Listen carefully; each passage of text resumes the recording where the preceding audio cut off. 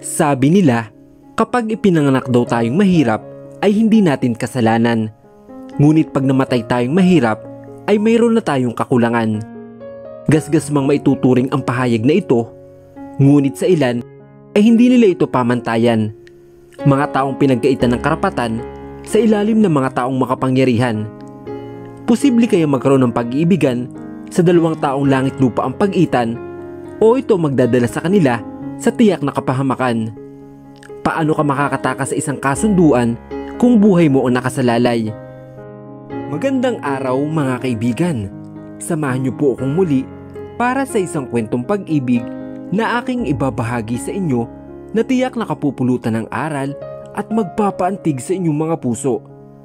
Pero kung bago ka pa lamang ay pakilike po ng ating video. Pakiclick ng subscribe button, gayon din ang bell icon para lagi kang updated sa mga susunod ko pang upload.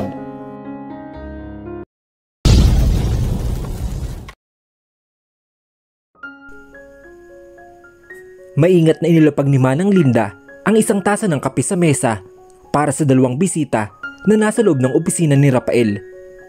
Ramdam niya ang nakakailang na tensyon sa pagitan ng mga Rivera at Garcia. Tanging ang buhos ng ulan lang ang gumagawa ng ingay sa ngayon at hinihiling niya na sana walang putok ng baril ang marinig sa paglabas niya. Ang tagal na rin pala nung huli kong kita sa'yo. Wika ng isang matanda na pinuno ng Rivera clan.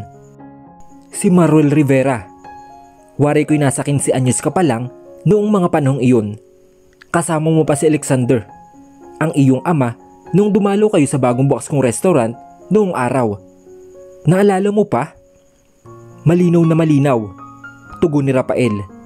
Naalala ko rin noong ginawang pamamaya sa inyo ng asawa nyo sa kalagitnaan ng inyong pagsasalita sa harap ng maraming tao. Hindi inaasahan ni Maruel na madinig iyon, pero tinawanan lamang niya ito dahil maski siya ay malinaw pa rin iyon sa kanyang alaala. Tama ka, mahigit 2 dekada na rin pala ang nakakaraan.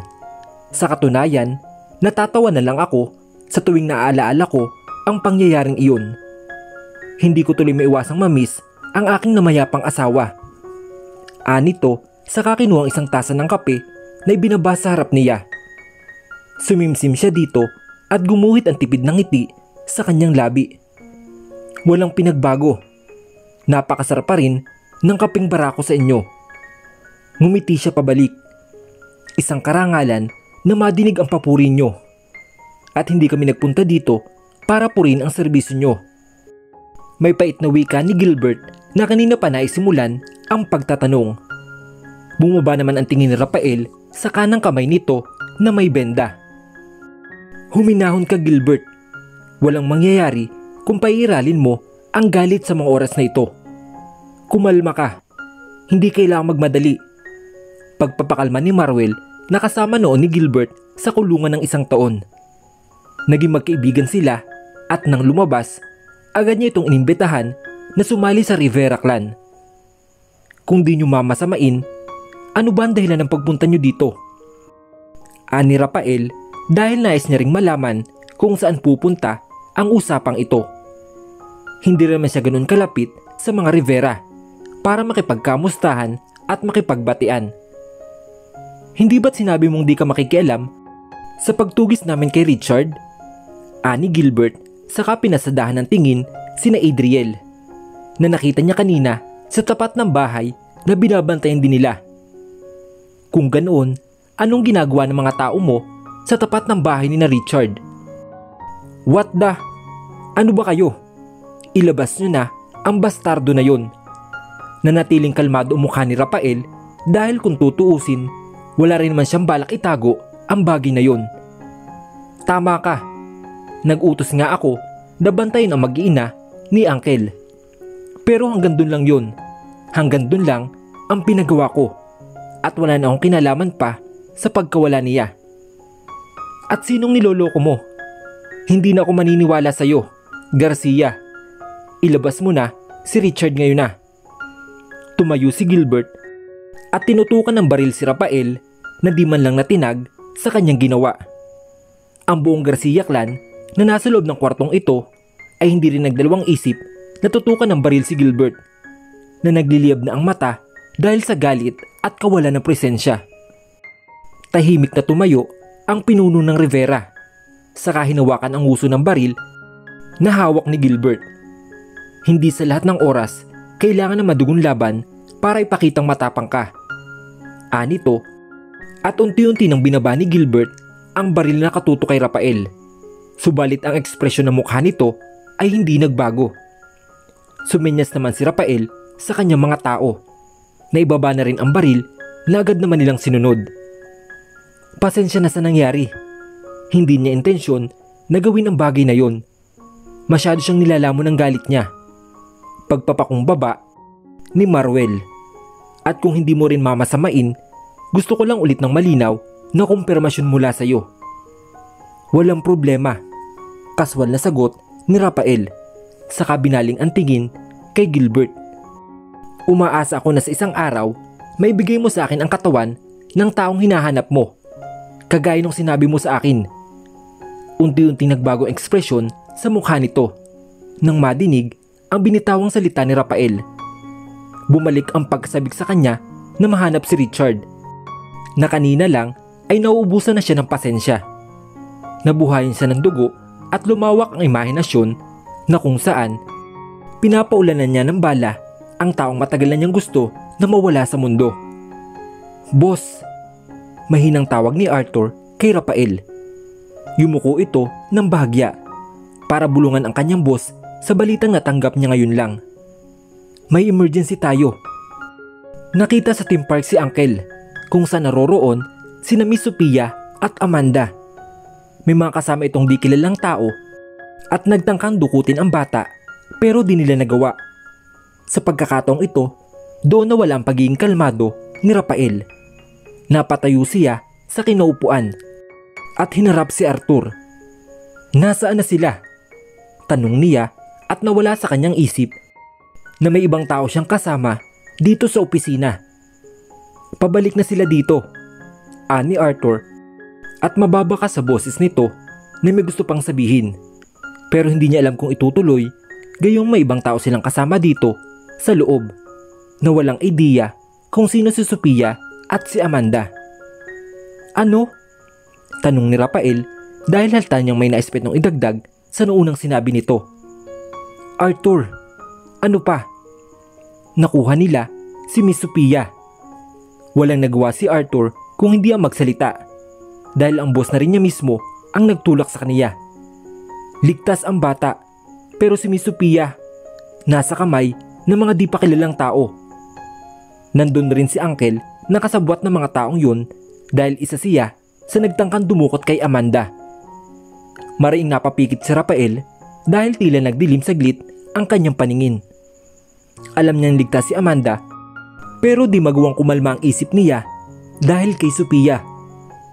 Maghanda kayo, ang tanging salita na lumabas sa bibig niya. Idinilat niya ang kanyang mga mata at paalis na sana sa kinatatayuan nang mapadaan ang tingin sa dalawang bisita na ngayon lang ulit niya naaalala. Bakas ang kalituhan sa mukha ng mga ito. Pero nagawa pang umiti ni Maruel sa kaniya at sabay sabing, kailangan niyo ba ng tulong? Madilim na silid ang bumungad kay Sophia nang imulat niya ang kanyang mga mata. Ramdam din niya ang pangangalay ng kanyang liig, saka ang batok niya dahil sa tagal ng pagkakayuko ng ulo. Pero mas ramdam niya ang ngalay ng magkabilang braso na nakatali mula sa kanyang likuran. Gising na siya. Rinig niya mula sa kanyang gilid at doon nakita ang ilang kalalakihan na nakaupo sa silya habang nagiinuman. Ni isa sa mga ito, wala siyang kakilala. Hindi niya pa magawang magsalita dahil sa tape na nakatapal sa kanyang bibig.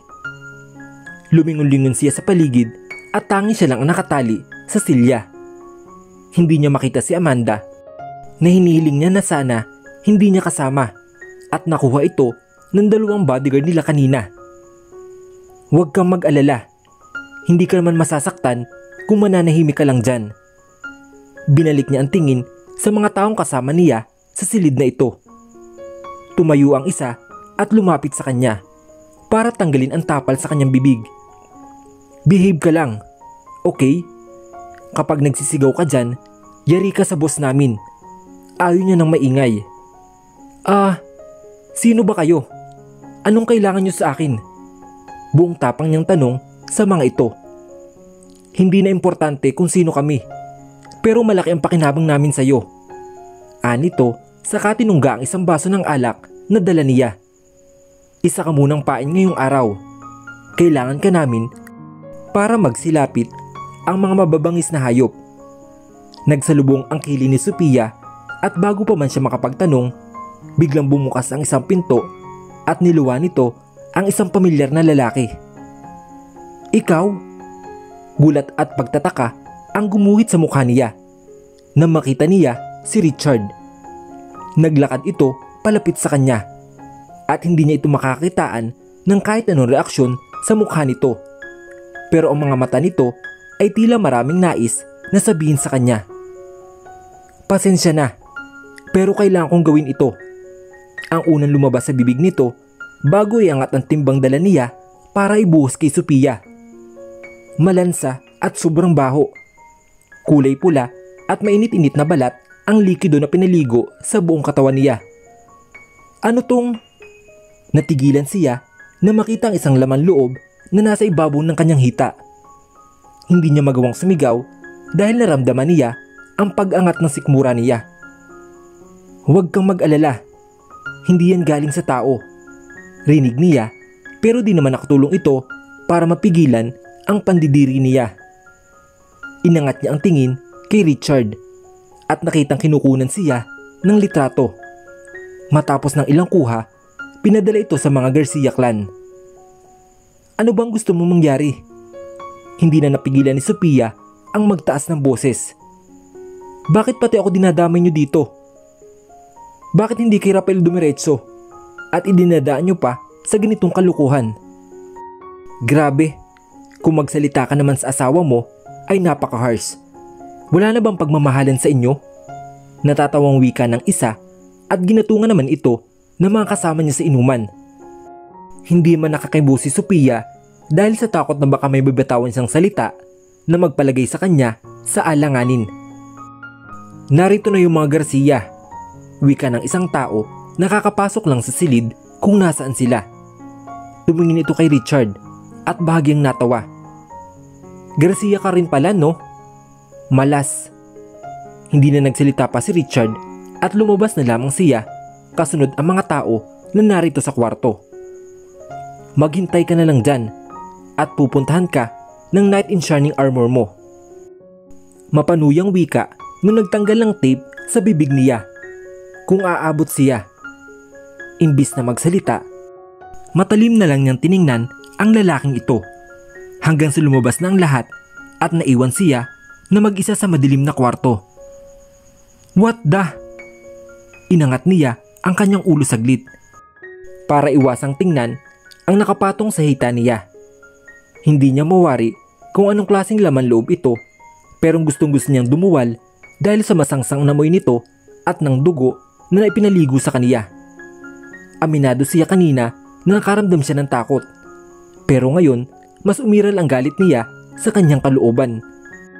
Mariin siyang pumikit at nag-isip ng paraan para makaalis siya sa pagkakatali sa upuan. Madilim ang silid kaya hirap siya makahanap ng pwedeng gamit na maaring makatulong para makawala siya. Walang kahit anong ilaw pero may kaunting liwanag na siyang natatanaw sa isang bahagi ng kwarto. Liwanag mula sa labas pero hindi pa rin iyon sapat para makita niyan lahat. Hay naku! Aniya at nadako ang kanyang tingin sa mesa na puro bote ng alak. Doon siya mas nakakita ng liwanag dahil sa wakas mayroon ng paraan para makawala siya sa pagkakagapos. Ang problema lang, paano niya makukuha gayong nakatali siya sa silya? Wala na siyang maisip na ibang paraan kundi talon ang katawan niya kasama ang upuan. Gumagawa ito ng ingay pero di siya huminto dahil sa pananabik na makakuha ng isang bote ng alak na kanyang babasagin para gawing pamputod sa tali sa kaniya. Tagaktak ang kanyang pawis pero tuloy-tuloy pa rin siya sa pagpunta sa mesa hanggang siya ay makarating na. Wala na siyang sinayang na oras at gamit ang kamay niyang nakatali, pilit inaabot ng daliri niya ang isang bote ng alak. Halos mabali na rin ang leeg niya dahil sa pagtingin niya sa kanyang likuran. Unti-unti na niyang nahawakan ang katawan ng alak at kaagad niya itong pinukpok sa mesa nang maabot. Dali-dali niya itong ginamit para hiwain yung tali sa kanyang kamay. Mabilis pero maingat niya itong ginagawa dahil oras na mabibitawan niya ito, kukuha na naman siya ng panibagong bote. Halos ilang minuto ang tinagal niya bago maramdaman ang pagluwag ng tali sa kamay niya at nang makawala, sinunod na rin niya ang tali sa kanyang paa. Bigla siyang nakaramdam ng paghapdi ng kanyang palad. Kaya nang tiningnan niya ito ay may malaking hiwa siyang natamo dahil sa basag na boteng ginamit. Hindi na lang niya ito pinansin at nagmadali siya na lumabas ng kwarto. Bumungad sa kaniya ang malakas na buhos ng ulan nang siya'y makalabas. Nasa ikalawang palapag siya ng isang abandonadong gusali at hindi pamilyar sa kaniya ang lugar na ito. Kaya dali-dali siyang nagtatakbo sa pasilyo upang humanap ng daan pababa. Wala siyang ibang marinig kundi ang buhos ng ulan. Nababasa na rin siya kaya yung malansang amoy at dugo na nasa katawan niya ay unti-unting nawawala na ipinagpapasalamat na rin niya. Noong siya makababa ng hagdan, naghanap agad siya ng pintuang pwedeng labasan, ngunit laking gulat niya nang may humila sa braso niya at naramdaman ang matigas na bagay na itinutok sa sentido niya. Subukan mong gumawa ng ingay, sabog ang ulo mo. Mabilis ang pagpapatakbo ni Arthur ng kotseng kanyang minamaneho kasama si Rafael, na walang imik subalit maraming tumatakbo sa kanyang isipan. Madilim ang kanyang mukha at ang kanyang mga mata ay tilang isang mata ng tigre na anumang oras ay handang umatake. Bumaba ang kanyang tingin sa loob ng suit nang maramdaman ang pag-vibrate ng kanyang cellphone. Kinuha niya ito at may natanggap siya na mensahe mula sa di kilalang numero. Doong ito'y buksan, isang litrato ang natanggap niya. Litrato ito ni Sophia, na puno ng pulang likido mula ulo hanggang paa. Napatiimbagang si Rafael, mariing napapikit at binaba ang hawak na cellphone. Mula sa rearview mirror, napansin ni Arthur ang pagiging aburido nito, kaya di niya napigilan ang magtanong. "Boss, may problema ba?" Tanong nito pero wala siyang nakuhang sagot. Hindi na siya nagtangka pang umulit ng tanong, sa halip ay binilisan na lang niya ang pagmamaneho ng sakyan patungo sa lugar kung saan naroroon si Sophia. Matapos makarating sa mga Garcia ang balitang nadukot ito, hindi nagdalawang isip si Rafael na kumilos upang ipahanap ang kinilalagyan ni Sophia. At gamit ang tracker sa cellphone na dala nito, natuntun agad nila ang eksaktong lokasyon. "Sigurado ka bang hindi mo na kailangan ng tulong namin?" Paninigurado ni Marwell kay Rafael nang tanggahin nito ang alok na tulong sa paghanap kay Sophia. "Salamat sa offer, pero kaya na namin solusyonan ang bagay na to," tugon ni Rafael habang inaayos ang armas na kakailangan nila sa oras na magkaroon ng gulo sa gagawin nilang pagsugod. "Sasama kami." Hindi isang tanong kundi isang anunsyo ang binigkas ni Gilbert nang ito'y muli magsalita. Saglit na itinigil ni Rafael ang kanyang ginagawa, saka tinapunan ito ng tingin. "Magkaibang operasyon ang gagawin natin. Hindi kami makikialam sa inyo at ganoon rin kayo," dagdag ni Gilbert. "Si Richard ang target namin dito at gaya na napag-usapan, sa amin ang ulo at sa iyo ang katawan. Hindi mo pa naman siguro nakakalimutan?" Nagkaroon ng katahimikan sa buong kwarto. Ramdam pa rin ang kakaibang tensyon sa pagitan ng dalawang kampo. Pero agad din itong naputol nang walang imik na lumabas si Rafael, dala ang armas na sigurado may paglalaanan. Napangiti na lang si Marwell Rivera. Sa reaksyong pinapakita ni Rafael, di may iwasang makita si Alexander sa mga kilos nito. Naging malapit siya sa ama nito noong araw. Subalit di rin ito nagtagal nang maagang lisanin ng dating pinuno ng Garcia clan ang mundo nila. "Boss, nandito na tayo," anunsyo ni Arthur na marating ang lokasyon kung saan naroroon si Sophia.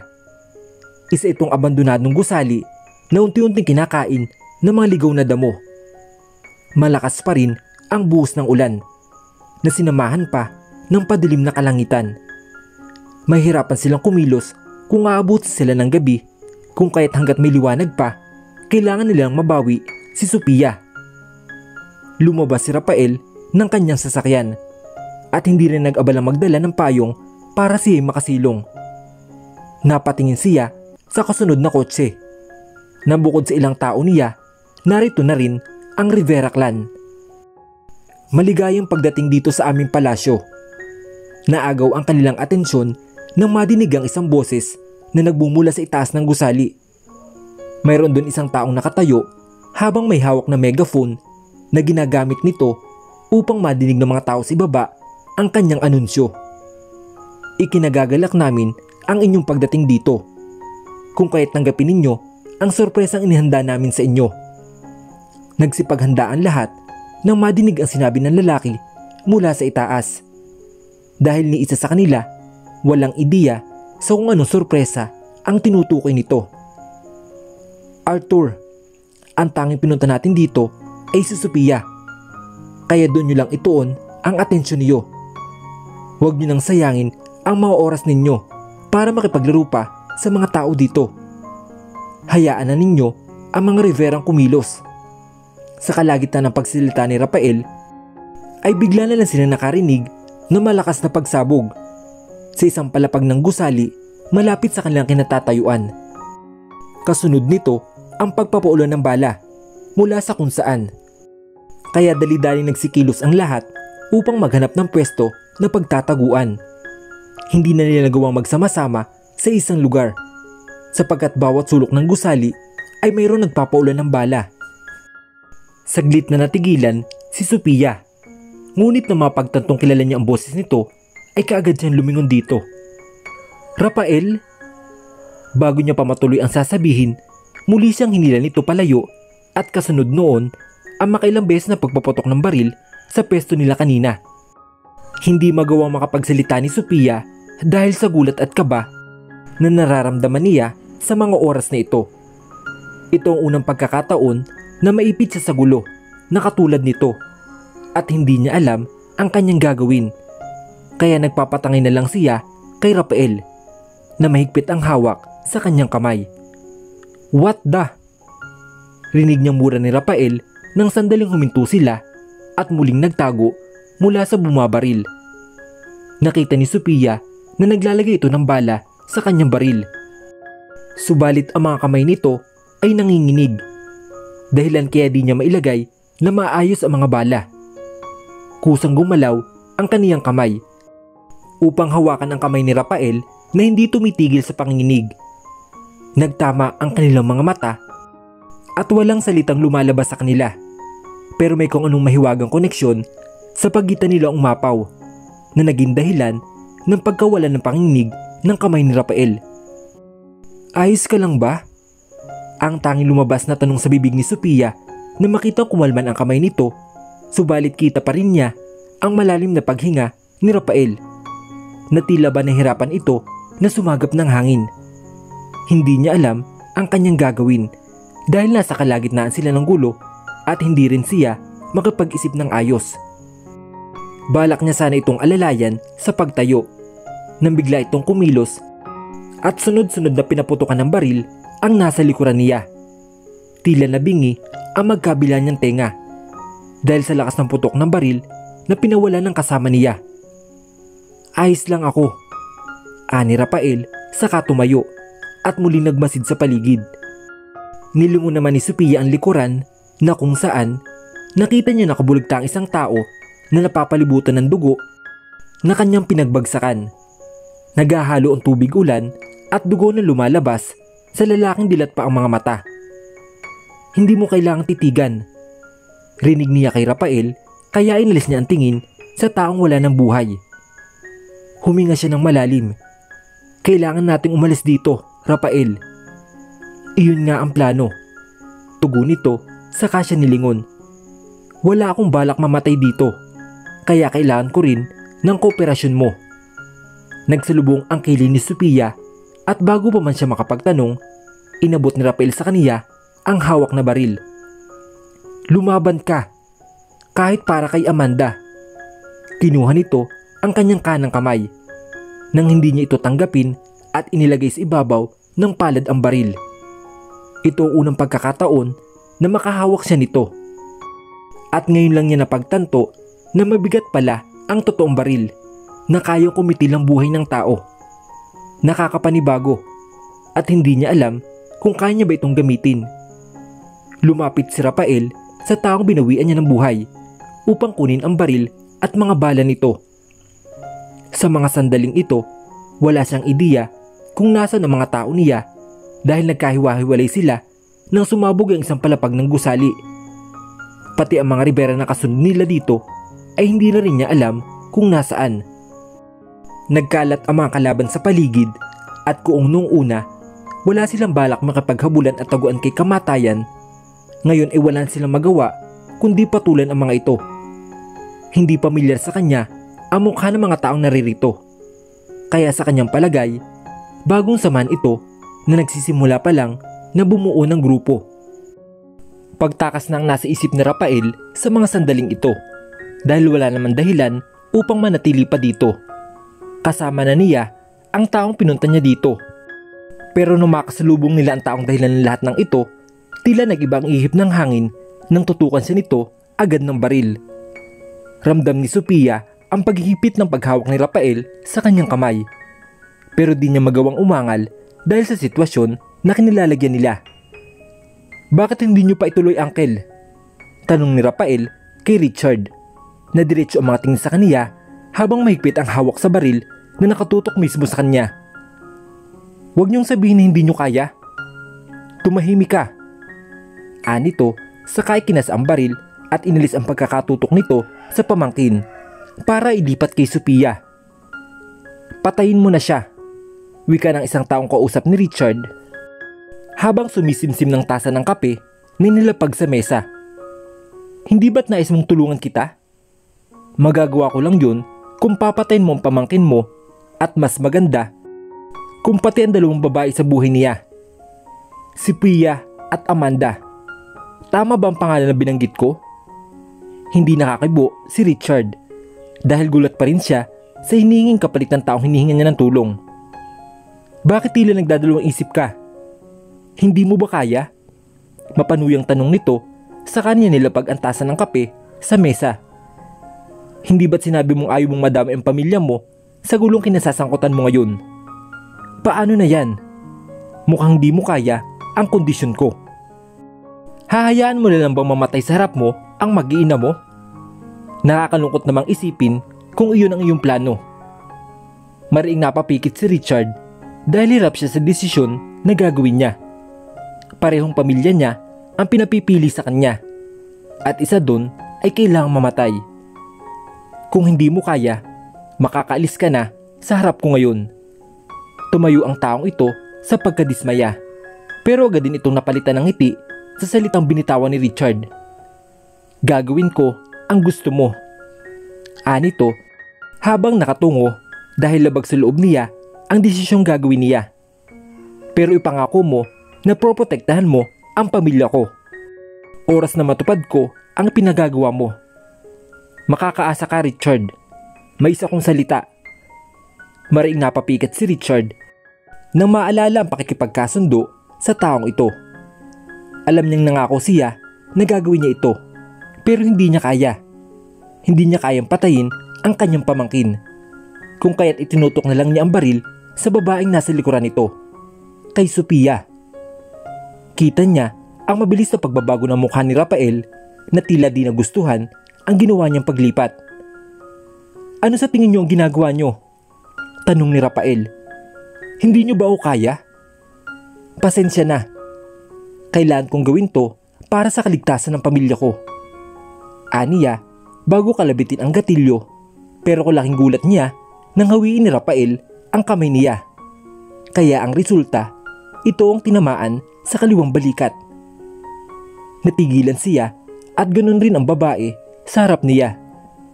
Hindi ito makagalaw dahil sa gulat at takot nang hawakan si Rafael dahil sa dugong lumalabas mula sa tinamaan ng bala. "Rafael!" Ang tanging salita na lumabas sa bibig ni Sophia. Binitawan niya ang baril na hawak upang takpan ang parte kung saan tinamaan si Rafael. Ramdam niya ang dugo na lumalabas dito, kaya lalo siyang nabalisa. "Pasensya na, hindi ko gustong gawin to pero kailangan." Kinuha na ni Richard ang pagkakataong ito para ituloy ang unang plano. At bago pa niya muling kalabitin ang gatilyo, sunod-sunod na pagputok ng baril ang narinig nila. Galing sa kanilang likuran at namalayan na lang niya ang sarili na nakadapa na sa lapag, habang naglalabasan ang mga dugo sa bibig at sa mga tama ng baril sa kanyang katawan. "What the?" Sa wakas, nagawa ko rin. Tuwang-tuwang wika ni Gilbert na naglalakad palapit sa kaniya habang naglalagay ulit ng bala sa baril na ginamit. Hindi niya magawang lingunin ito, kaya inangat na lamang niya ang tingin sa dalawang tao na nasa kanyang harapan. Gusto niya magsalita pero hindi niya magawa dahil sa panghihina. Nagtama ang mata nila ni Rafael na hindi man lang niya makakitaan ng kahit na anong reaksyon sa kanyang mukha habang nakahawak sa kaliwang balikat kung saan siya tinamaan. Nais niyang humingi ng tawad pero di niya magawa nang maulit ang sunod-sunod na putok ng baril na siyang tumapo sa buhay niya. Sa huling sandali ni Richard dito sa mundo, ang mag-iina pa rin ang nasa isip niya. Inaasahan niyang ganito ang kahihinatnan niya, kaya di na siya nagtangkapang lumaban. Sapagkat mukhang ito lang ang tanging paraan para bumalik sa normal ang buhay ng kanyang pamilya. Sa pagkakataong ito, hindi alam ni Sophia ang kanyang gagawin. Mababanag sa kanyang mukha ang sobrang takot na kanyang nararamdaman habang pinagmamasdan ang tama ng bala ni Rafael. Unti-unting pumatak ang mga luha niya sa kanyang mga mata dahil sa sobrang kaba ng kanyang puso. At natatakot siya sa susunod na posibleng mangyari dahil sa mundong pinasok nilang dalawa ni Amanda.